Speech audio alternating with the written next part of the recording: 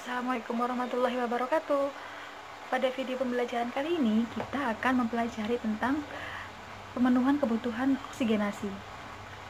Jangan di skip ya videonya biar waktu ujian lancar. Sebelum masuk ke teori, saya akan menjelaskan terlebih dahulu tentang tujuan dari pembelajaran praktikum kali ini.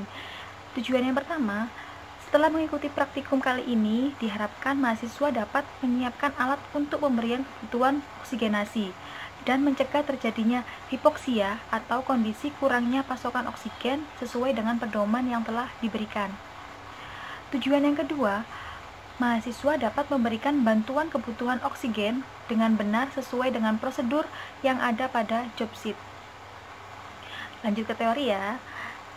Kebutuhan oksigenasi adalah salah satu kebutuhan dasar pada manusia, yaitu kebutuhan fisiologis, yang mana pemenuhan kebutuhan oksigenasi ini ditunjukkan untuk menjaga kelangsungan metabolisme sel tubuh, mempertahankan hidupnya, dan melakukan aktivitas berbagai organ atau sel.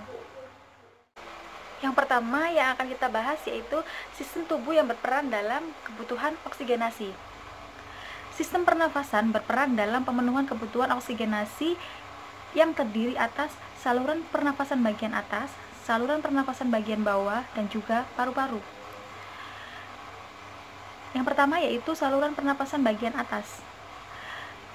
Di dalam saluran pernapasan bagian atas terdapat hidung, faring, laring, dan epiglotis. Nah, yang pertama yaitu hidung. Dalam proses oksigenasi diawali dengan masuknya udara melalui hidung. Pada hidung ini sendiri terdapat nares anterior yang mengandung kelenjar senaceus dan ditutupi oleh rambut yang kasar. Bagian ini bermuara ke rongga hidung sebagai bagian dari hidung yang lainnya, yang dilapisi oleh selaput lendir dan mengandung pembuluh darah. Udara yang masuk melalui hidung akan disaring oleh rambut yang ada di dalam vestibulum. Kemudian udara itu akan dihangatkan dan dilembabkan. Yang kedua yaitu faring. Faring ini merupakan pita berotot yang terletak dari dasar tenggorokan sampai dengan esofagus. Berdasarkan tempatnya, faring terbagi menjadi 3. Yang pertama yaitu nasofaring atau di belakang hidung, yang kedua yaitu orofaring atau di belakang mulut, dan yang ketiga yaitu laringofaring atau di belakang laring. Yang ketiga yaitu laring atau tenggorokan. Laring ini sendiri merupakan saluran pernafasan setelah faring. Laring terdiri atas bagian dari tulang rawan yang diikat bersama dengan ligamen dan membran dengan 2 lamina yang bersambungan di garis tengah. Kemudian yang terakhir ada epiglotis. Untuk epiglotis ini merupakan kutub tulang rawan yang bertugas menutupi laring saat terjadinya proses menelan. Nah, yang selanjutnya yaitu saluran pernafasan bagian bawah, di mana saluran pernafasan bagian bawah ini terbagi menjadi 3. Yang pertama yaitu trakea, yang kedua bronkus, dan yang ketiga bronkiolus. Untuk trakea ini sendiri atau yang disebut dengan batang tenggorok merupakan kelanjutan dari laring sampai kira-kira ketinggian vertebrate thoracalis kelima. Trakea ini sendiri memiliki panjang 9 cm dan tersusun atas 16-20 lingkaran yang tidak lengkap yang berupa cincin, di mana trakea ini dilapisi oleh selaput lendir dan epitelium bersilia yang mengeluarkan debu atau benda asing. Kemudian yang kedua yaitu bronkus. Bronkus ini merupakan kelanjutan dari trakea yang bercabang menjadi bronkus kanan dan bronkus kiri. Bronkus bagian kanan ukurannya lebih pendek dan lebar dibandingkan dengan bronkus bagian kiri. Bronkus kanan memiliki 3 lobus. Yang pertama lobus atas, lobus tengah, dan lobus bawah. Kemudian sedangkan bronkus kiri lebih panjang dan memiliki 2 lobus, yaitu lobus atas dan lobus bawah. Kemudian yang ketiga yaitu bronkiolus. Bronkiolus merupakan saluran percabangan setelah bronkus. Nah, yang ketiga yaitu paru-paru. Paru-paru ini merupakan organ utama dalam sistem pernafasan. Paru-paru ini terletak di dalam rongga toraks setinggi tulang selangka sampai dengan diafragma. Paru-paru terdiri dari 2 bagian, yaitu bagian kanan dan bagian kiri. Pada bagian tengah dari rongga tersebut terdapat suatu organ manusia yang biasa kita sebut dengan jantung, yang berbentuk kerucut beserta pembuluh darahnya. Bagian puncak paru-paru disebut dengan apex. Nah, paru-paru ini terdiri dari beberapa lobus yang diselimuti oleh pleura. Untuk pleura ini sendiri ada dua macam, yakni pleura perientalis dan pleura visceralis. Di antara kedua pleura terdapat cairan pleura yang berisi cairan surfaktan, di mana keberadaan cairan tersebut berfungsi untuk melindungi paru-paru. Kemudian paru-paru ini sendiri juga memiliki jaringan yang bersifat elastis dan berpori. Paru-paru ini berfungsi sebagai tempat pertukaran gas oksigen dan karbon dioksida. Nah, yang kedua yaitu proses oksigenasi. Proses oksigenasi ini merupakan proses pemenuhan kebutuhan oksigenasi di dalam tubuh manusia yang terdiri dari 3 tahapan. Yang pertama yaitu ventilasi, yang kedua yaitu difusi, dan yang ketiga yaitu transportasi. Yang pertama yaitu ventilasi. Proses ini merupakan proses keluar dan masuknya oksigen dari atmosfer ke dalam alveoli atau dari alveoli menuju ke atmosfer. Proses ventilasi ini dipengaruhi oleh beberapa faktor. Di antaranya yaitu yang pertama, adanya konsentrasi oksigen dari atmosfer. Nah, jadi semakin tinggi suatu tempat, maka tekanan udara di tempat tersebut akan semakin rendah. Begitu juga sebaliknya. Kemudian yang kedua, adanya kondisi jalan nafas yang baik. Jalan nafas tersebut dimulai dari hidung sampai ke alveoli yang terdiri atas bagian otot polos dan kerjanya sangat dipengaruhi oleh sistem saraf otonom. Sedangkan sistem saraf ini sendiri terdiri atas sistem saraf simpatis dan sistem saraf parasimpatis. Terjadinya rangsangan sistem dapat menyebabkan vasokontraksi atau proses penyempitan. Nah, adanya kemampuan toraks dan alveoli pada paru-paru dalam melaksanakan ekspansi atau kembang kempis, kemampuan paru-paru untuk mengembang disebut compliance. Sedangkan recoils adalah kemampuan untuk mengeluarkan CO2 atau kontraksinya paru-paru. Nah, untuk compliance ini sendiri dipengaruhi beberapa faktor, yaitu adanya surfaktan dan adanya sisa dari udara. Kemudian yang kedua yaitu difusi. Nah, difusi ini atau difusi gas merupakan pertukaran O2 dari alveoli ke kapiler paru-paru dan CO2 dari kapiler ke pori-pori. Proses pertukaran ini dipengaruhi oleh beberapa faktor. Faktor yang pertama yaitu luasnya permukaan dari paru-paru itu sendiri. Kemudian faktor yang kedua, tebal membran respirasi atau permeabilitas yang terdiri atas epitel dan interstisial. Kemudian yang ketiga, perbedaan tekanan dan konsentrasi O2. Hal ini dapat terjadi sebagaimana O2 dari alveoli masuk ke dalam darah secara berdisfusi karena tekanan pada pulmonali. Kemudian yang keempat, afinitas gas, yaitu kemampuan untuk menembus dan saling mengikat Hb atau hemoglobin. Nah, yang ketiga yaitu transportasi. Transportasi gas ini merupakan proses pendistribusian antara O2 kapiler pendistribusian antara O2 kapiler ke jaringan tubuh dan CO2 jaringan tubuh ke kapiler. Pada proses transportasi, O2 akan berikatan dengan hemoglobin, yang mana akan membentuk oksihemoglobin sekitar 97% dan sisanya 3% akan larut dalam plasma. Sedangkan CO2 akan berikatan dengan Hb membentuk karbaminohemoglobin sekitar 30%. Kemudian yang larut dalam plasma sekitar 5% dan sisanya sebagian menjadi HCO2 yang berada dalam darah atau sekitar 65%. Di mana transportasi gas ini sendiri dapat dipengaruhi oleh beberapa faktor. Di antaranya yang pertama yaitu cardiac output. Cardiac output ini dapat dinilai melalui isi sepunjung dan frekuensi dari denyut jantung.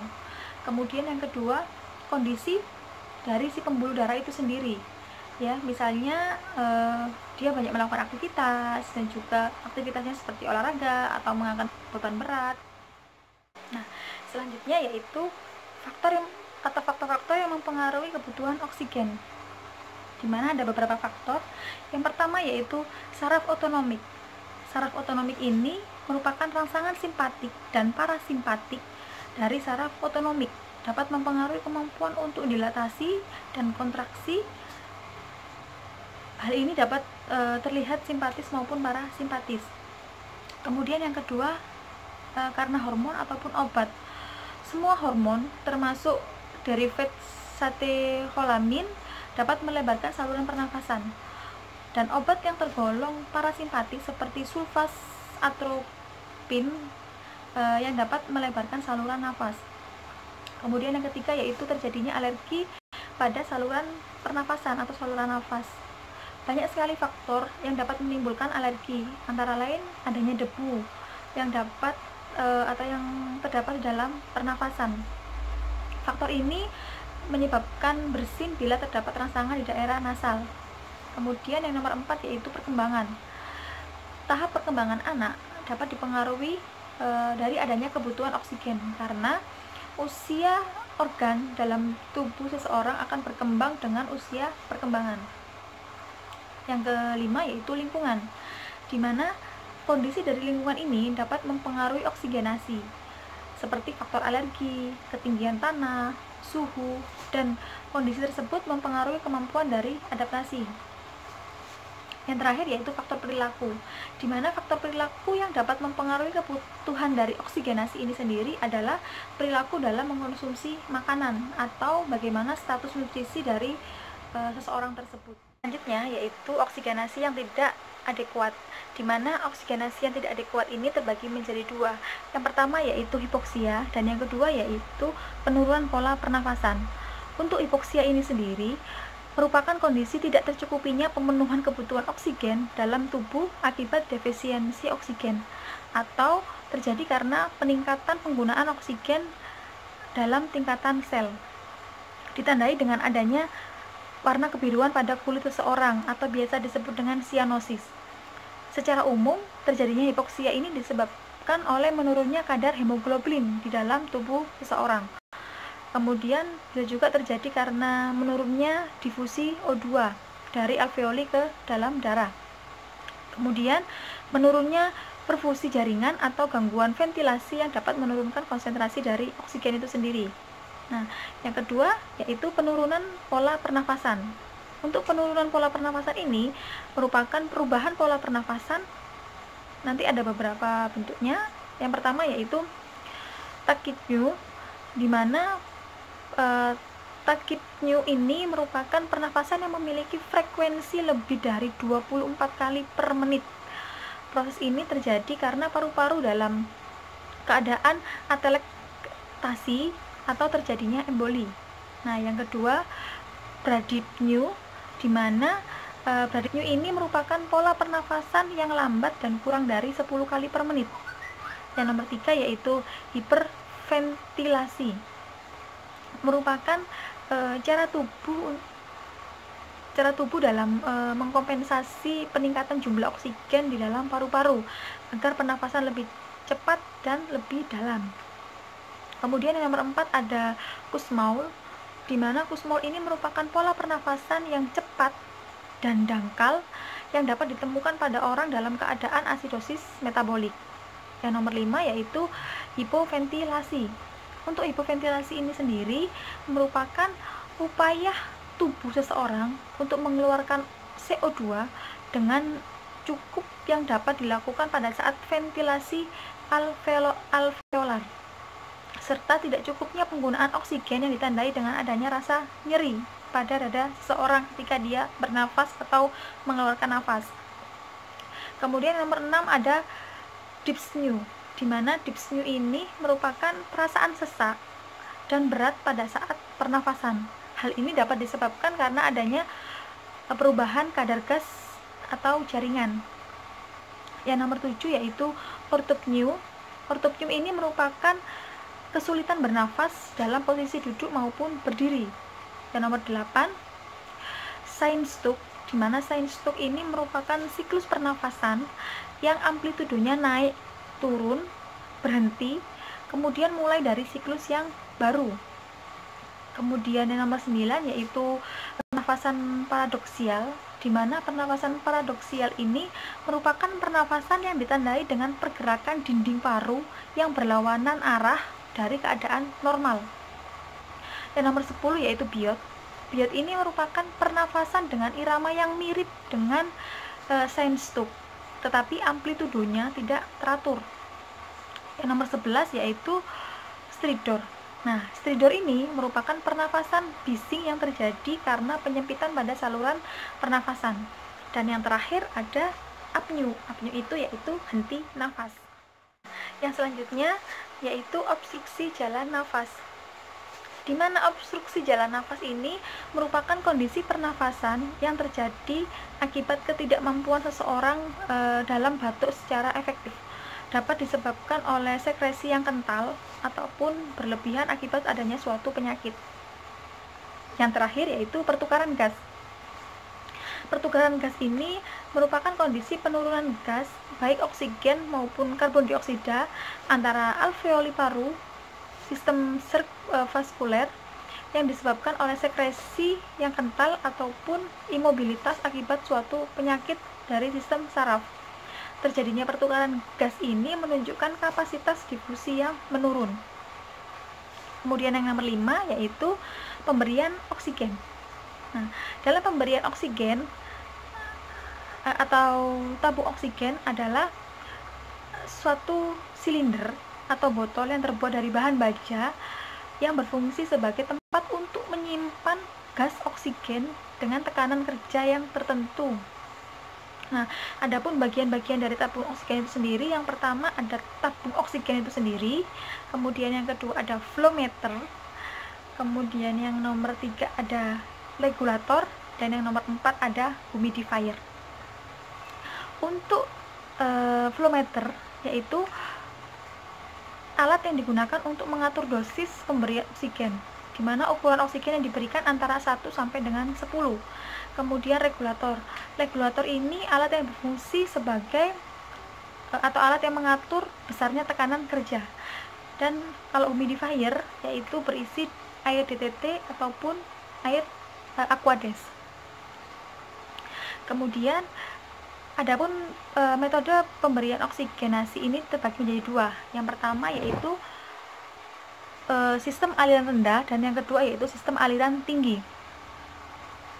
Untuk sistem aliran rendah diberikan untuk menambah konsentrasi udara ruangan, menghasilkan FiO2 yang bervariasi tergantung pada tipe pernafasan dengan patokan volume tidal dari seorang klien tersebut. Ditunjukkan untuk klien yang memerlukan oksigen namun masih mampu bernafas dengan pola pernafasan yang normal. Misalnya, pasien dengan volume tidal 500 ml dengan kecepatan pernafasan antara 16 sampai 20 kali per menit. Nah, di dalam sistem pernafasan aliran rendah ini terbagi menjadi 4, yaitu kateter nasal, kemudian kanul nasal, yang ketiga sungkup muka sederhana, dan yang keempat sungkup muka dengan kantong non-aerob. Yang pertama yaitu kateter nasal. Untuk kateter nasal ini merupakan suatu alat sederhana yang dapat memberikan oksigen secara kontinu dengan aliran 1 sampai 6 liter per menit dengan konsentrasi 24 sampai dengan 44%. Nah, keuntungan menggunakan kateter nasal ini, pemberian oksigennya stabil, kemudian kliennya dapat bebas bergerak, bebas makan, bebas berbicara, kemudian murah, nyaman, serta dapat juga dipakai sebagai kateter penghisap. Kerugiannya apa? Kerugiannya yaitu tidak dapat memberikan konsentrasi oksigen yang lebih dari 45%. Teknik memasukkan kateter nasal lebih sulit dibandingkan dengan cara memasukkan pada kanul nasal. Dapat terjadi distensi lambung dapat terjadi iritasi lendir nasofaring, dan aliran dengan ketika mengalirkan lebih dari 6 liter per menit dapat menyebabkan nyeri pada sinus, kemudian mengeringkan mukosa hidung, serta kateter itu sendiri mudah tersumbat. Kemudian yang nomor 2 yaitu ada nasa kanul. Nasa kanul ini merupakan suatu alat sederhana yang dapat memberikan oksigen secara kontinu dengan aliran 1-6 liter per menit dengan konsentrasi oksigen sama dengan kateter nasal. Keuntungannya, pemberian oksigen stabil dengan volume tidal dan laju pernafasan yang tidak teratur. Kemudian pemasangannya mudah dibandingkan dengan kateter nasal.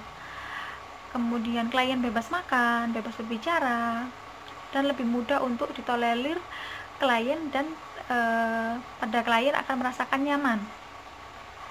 Untuk kerugiannya, di sini tidak dapat memberikan konsentrasi oksigen lebih dari 45%. Suplai oksigen akan berkurang bila pasien tersebut bernafas melalui mulut. Dan nasal kanul ini jika digunakan akan mudah lepas karena kedalaman untuk kanul ini hanya 1 cm. Nasal kanul ini juga dapat mengiritasi dari selaput lendir. Selanjutnya yaitu sungkup muka sederhana. Sungkup muka sederhana merupakan alat pemberian oksigen yang kontinu atau selang-seling dengan aliran 5-8 liter per menit dan konsentrasi oksigennya 40-60%. Keuntungannya, konsentrasi oksigen yang diberikan lebih tinggi dari kateter nasal atau kanul. Sistem humidifikasi dapat ditingkatkan melalui pemilihan dari sungkup yang berlubang, lubangnya yang dipilih yang besar, kemudian dapat digunakan dalam pemberian terapi aerosol. Kerugiannya, tidak dapat memberikan konsentrasi oksigen kurang dari 40%, kemudian dapat menyebabkan penumpukan CO2 jika alirannya rendah. Nah, yang terakhir yaitu sungkup muka dengan kantong non-rebreathing. Teknik pemberian oksigen ini dengan konsentrasi oksigen mencapai 99% dengan aliran 8-12 liter per menit, di mana udara inspirasi tidak bercampur dengan udara ekspirasi. Keuntungannya, konsentrasi oksigen yang diperoleh dapat mencapai 100%, kemudian tidak mengeringkan selaput lendir, dan kerugiannya kantong oksigen bisa terlipat. Nah, kemudian setelah dibahas tentang sistem aliran rendah, sekarang lanjut ke sistem aliran tinggi. Untuk sistem aliran tinggi, teknik pemberian oksigen di mana FiO2 atau konsentrasi oksigen inspirasi lebih stabil dan tidak dipengaruhi oleh tipe dari pernafasan seseorang. Sehingga dengan teknik pemberian sistem aliran tinggi ini dapat menambahkan konsentrasi oksigen yang lebih tepat dan teratur. Contoh teknik sistem aliran tinggi adalah dengan penggunaan sungkup muka dengan Venturi. Untuk prinsip pemberian O2 dengan alat ini, yaitu gas yang dialirkan dari tabung akan menuju sungkup yang kemudian akan dihimpit untuk mengatur suplai dari oksigen, sehingga tercipta tekanan yang negatif. Akibatnya, udara luar dapat diisap atau dialirkan udara yang lebih banyak atau menghasilkan udara yang lebih banyak. Aliran udara pada alat ini sekitar 4-14 liter per menit dengan konsentrasi 30-55%. Sedangkan keuntungannya, konsentrasi dari oksigen yang diberikan konstan sesuai dengan petunjuk pada alat dan tidak dipengaruhi pada perubahan pola nafas terhadap FiO2. Suhu dan kelembapan gas dapat dikontrol sehingga tidak akan terjadi penumpukan dari CO2. Kemudian kerugiannya, tidak dapat memberikan oksigen dengan konsentrasi yang rendah. Jika aliran lebih rendah dapat menyebabkan penumpukan dari CO2 dan kantong dari oksigen itu juga dapat terlipat. Nah, yang selanjutnya yaitu bahaya dari pemberian oksigen. Pemberian oksigen bukan hanya memberikan efek, tetapi juga dapat menimbulkan efek kerugian, antara lain yang pertama yaitu kebakaran. Oksigen itu bukan zat yang bisa membakar, tetapi dapat memudahkan terjadinya kebakaran. Oleh karena itu, pada pasien dengan terapi pemberian oksigen harus menghindari hal-hal yang pertama yaitu gak boleh merokok. Kemudian yang kedua, tidak boleh membuka alat listrik dalam area sumber oksigen. Kemudian nomor 3, harus menghindari penggunaan listrik tanpa ground. Nah, yang kedua yaitu dapat terjadi depresi ventilasi, di mana pemberian oksigen yang tidak dimonitor dengan konsentrasi dan aliran yang tepat pada pasien dengan retensi CO2 dapat menekan ventilasi. Kemudian yang ketiga yaitu bisa menyebabkan keracunan. Dapat terjadi bila terapi oksigen yang diberikan dengan konsentrasi tinggi dalam jangka waktu yang relatif lama. Keadaan ini dapat merusak struktur jaringan paru seperti atelektasis dan kerusakan dari surfaktan. Akibatnya, proses dari difusi paru akan terganggu. Di sini dulu video teori dari pemenuhan kebutuhan oksigenasi. Jangan lupa tonton video selanjutnya ya untuk langkah-langkah atau tahap-tahap pemasangan dari oksigenasi. Jika video saya bermanfaat, jangan lupa di like, di share, dan di komen. Saya akhiri, wassalamualaikum warahmatullahi wabarakatuh.